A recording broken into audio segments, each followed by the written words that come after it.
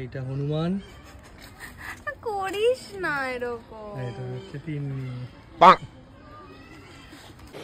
আচ্ছা আচ্ছা, তোমাদের সেই ছোট্টবেলার সরস্বতী পুজোর দিনগুলো মনে পড়ে, যখন মা সকালবেলা উঠিয়ে ওই কনকনে ঠান্ডার মধ্যে হলুদ আর সর্ষের তেল জোর করে গায়ে মাখিয়ে দিত, আর তারপরে যতই ভালো করে স্নান করি না কেন সেই হলুদের দাগ কিন্তু গায়ে একটা দিন অন্তত থাকতো। এখন তো সেই সব দিন অতীত, কিন্তু আমি ছোটবেলার সেই সরস্বতী পুজোটাকে অনেক বেশি মিস করি। তখন না ছিল জীবনে প্রেম, না ছিল খুব একটা ছবি তোলার চাহিদা। তখনকার পুজোগুলো একটা অন্যরকম ভালো ছিল।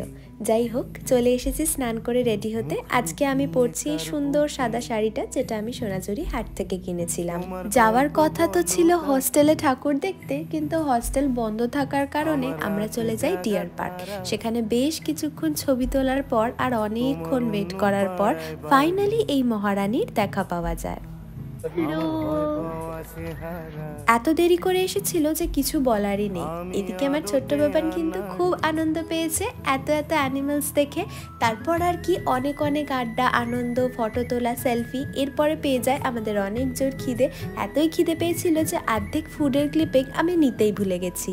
আর এই তো আমাদের খাবার দাবার কমপ্লিট করে আমরা বাড়ির দিকে রওনা দিই। আর বাড়িতে এসে দেখি আমাদের বাড়ির প্যান্ডেল কিন্তু অলমোস্ট রেডি হয়ে গেছে।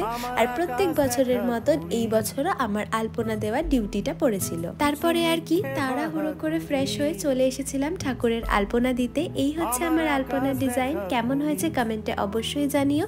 তবে আমার বাড়ির পুজোর ব্লগটা থাকছে নেক্সট পার্টে, তাই আজকের ভিডিওটা এই অবধি। দেখা হচ্ছে তোমাদের সাথে অন্য কোনো একটা ভিডিওতে। Till then, bye. দাও শান্ত শীতল পাটি,